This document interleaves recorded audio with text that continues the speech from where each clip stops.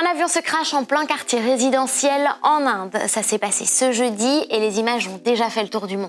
Vous les avez peut-être déjà vues. Au décollage, un avion d'Air India en route de Ahmedabad en Inde vers Londres en Angleterre rencontre un problème.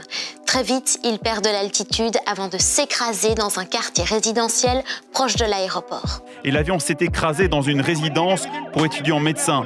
Les services de secours, les pompiers, la police et l'administration civile sont arrivés sur les lieux en 2 à 3 minutes. Il y avait 242 personnes à bord, 230 passagers et 12 membres d'équipage. Seul un passager survivant a été retrouvé. Il a marché de lui-même vers les secours. Il s'agit d'un Britannique d'origine indienne. Le crash a causé d'énormes dégâts, touchant des bâtiments et des habitations. Il y a donc aussi des dizaines de victimes au sol. J'étais assis à l'intérieur lorsque l'explosion s'est produite.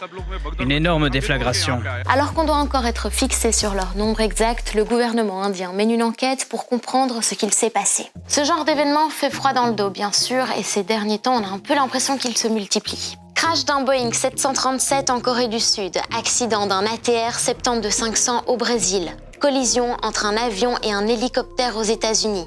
Les accidents aériens mortels se sont récemment succédés.